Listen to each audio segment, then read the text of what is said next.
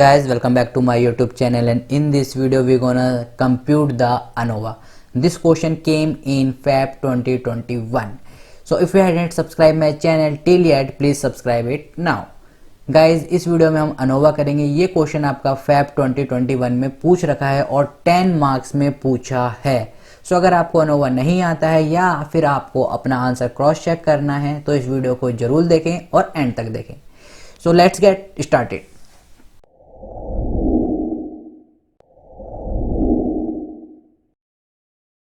तो गाइज आपके पास ये ANOVA का डाटा दे रखा है, group A, group B and group C, right. सबसे मेन बात है इसमें क्या है कि आपके पास क्रिटिकल वैल्यू गिवन है, राइट। पी आपके पास ये डेट इज, आप इसे अल्फा भी कह सकते हैं या फिर आप पी भी कह सकते हो। तो आपके पास दो वैल्यू गिवन है, डेट इज 3.35 एंड 5.49, राइट। आपके पास दो वैल्यू गिवन है क्रिटिकल वैल्यू। दैट मीन जब भी मैंने आपको बताया था कि हमें अगर क्रिटिकल वैल्यू गिवन हो, दैट मीन हमें क्या लिखना पड़ता है, इनका null hypothesis and alternative hypothesis. Now तो नल हाइपोथेसिस इसमें क्या होगा, नल हाइपोथेसिस क्या होगा, that there is no significance difference between the mean of the group.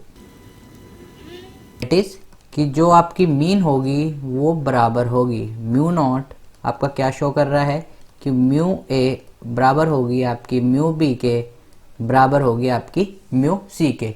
ये आपका क्या शो कर रहा है, ये आपका नल हाइपोथेसिस शो करता है। दैट मीन कि जो आपकी मीन है वो क्या है, तीनों ग्रुपों की बराबर है,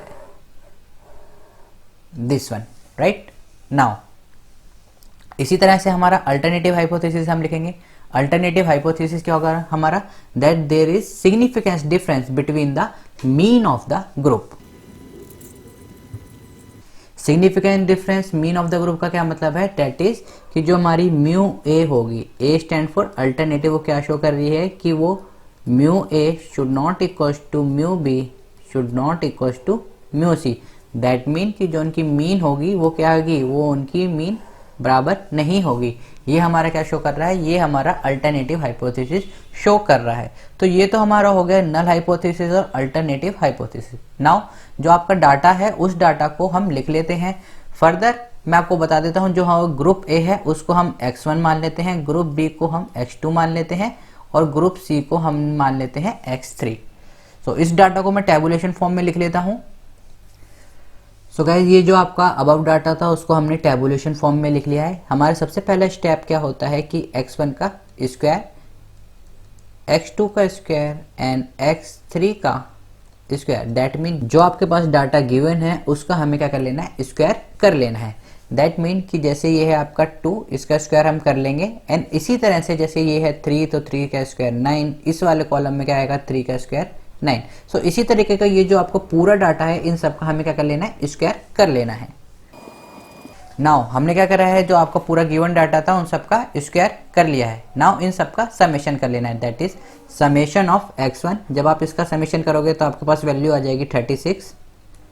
जब आप इसका समेशन करोगे that is summation of x1 square, तो आपके पास वैल्यू आ जाएगी 150। Summation of x2 that is आपका 29। Summation of x2 square 91। Same summation of x3 that is 37। Summation of x3 square that is 149। सो ये हमारे क्या थे, ये आपके बेसिक स्टेप थे। आई होप यहां तक सबने करा होगा। नाउ ANOVA स्टार्ट करते हैं। स्टेप फर्स्ट हमारा क्या होता है, करेक्शन टर्म, राइट। मैं गाइस यहाँ पर फुल फॉर्म नहीं लिख रहा हूँ, आई होप आपको पता होगा। सो करेक्शन टर्म कैसे निकालते हैं, करेक्शन टर्म निकालने का हमारे पास फॉर्मूला होता है, that is summation of x का whole square divided by n। n stand for total number of term. Now summation of x कितने पार्ट्स में डिवाइड है, x1 x2 plus x3, right. 3 parts में डिवाइड है। इनका square divided by n। n की जब हम बात करते हैं तो ये भी आपका 3 पार्ट्स में डिवाइडेड है। मैं एक बार और आपको दिखा देता हूँ। n है आपका टोटल नंबर ऑफ टर्म। तो जो हमारे पास ग्रुप फर्स्ट में जो हमारी टर्म होगी उसे हम नाम देंगे दैट इज n1। हमारी टर्म कितनी है, 10। सेम उसी तरीके से जो हमारे ग्रुप सेकंड में टर्म होंगी जितनी भी, उन्हें हम नाम देंगे n2। एंड सेम जो ग्रुप 3 में हमारे पास टर्म होंगी जितनी भी, उनको हम नाम देंगे n3। अभी तक n1 इक्वल्स टू n2 है equals to n3 that is 10 10 10। तो टोटल नंबर ऑफ टर्म किसके बराबर हो जाएंगे आपकी n1 plus n2 plus n3 के। नाउ इन सब की वैल्यू पुट करते हैं। x1 आपको दिख रहा होगा that is 36, x2 that is 29 plus 37 x3 whole square divided by n1 n2 n3 that is 10 plus 10 plus 10 that is 30। जब आप गाइस इसको सॉल्व करोगे तो आपके पास वैल्यू आ जाएगी 346.8। दैट इज कि जो आपके पास करेक्शन टर्म आ रही है वो आपकी कितनी आ रही है 346.8। सो हमारी करेक्शन टर्म आ गई है आपके पास 346.8। This is our correction term. Step 2। So guys step 2 क्या होता है? स्टेप 2 आपका होता है SST, that is sum of square among the total. Now SST निकालने का आपके पास क्या फॉर्मूला होता है? शन of x square minus CX। Now जब मैं x की बात करता हूं तो हमने इसे कितने पार्ट्स में डिवाइड कर रखा है? x1 square, x2 square plus x3 square minus correction term. Now अगर मैं इनकी वैल्यू पुट करता हूं x1 square, x2 square and x3 square, that is अगर आप वैल्यू देखेंगे x1 square 150, x2 square 91, x3 square 149।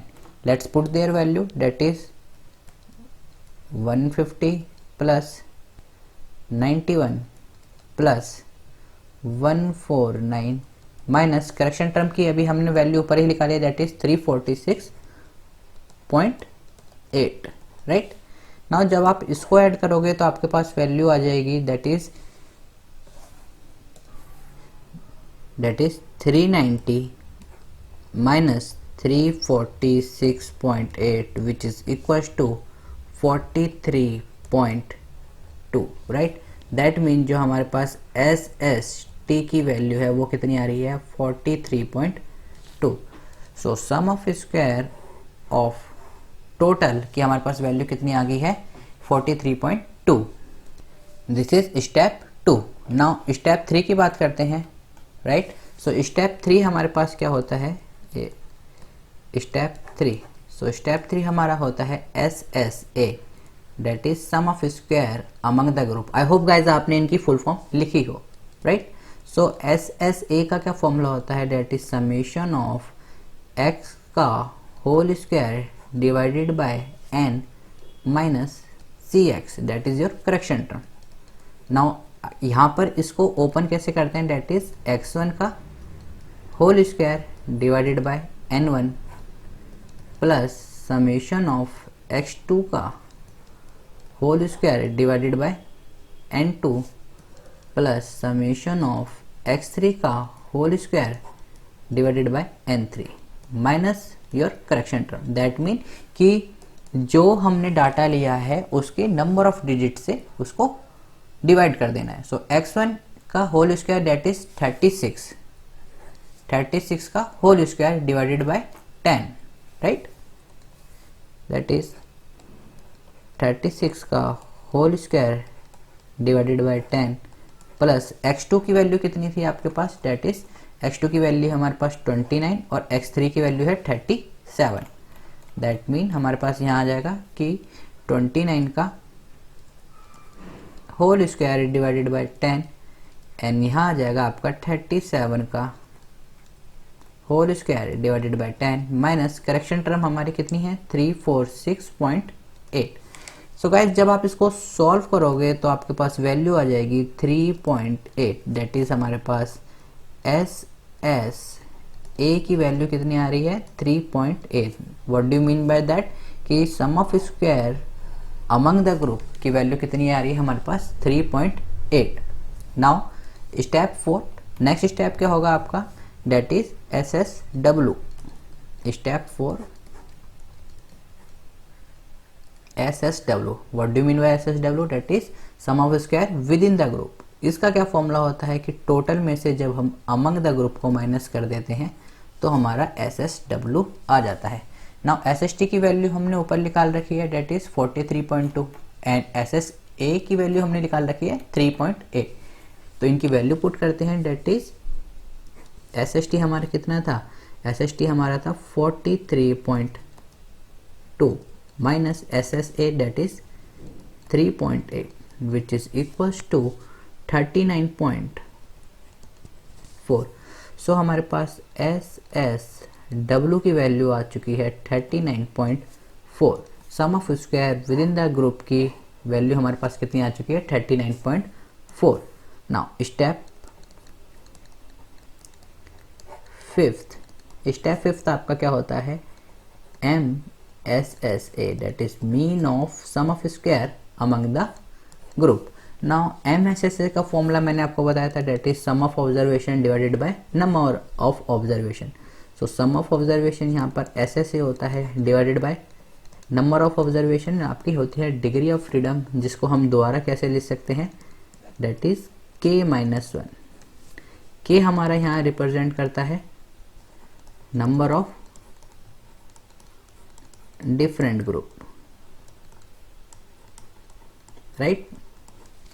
Now S S A की value हमने ऊपर निकाल रखी है, एस एस ए की वैल्यू कितनी हमने निकाल रखी है, 3.8। जब मैं ग्रुप की बात करूंगा तो गाइस हमारे पास कितने ग्रुप हैं, हमारे पास 3 डिफरेंट ग्रुप हैं, राइट।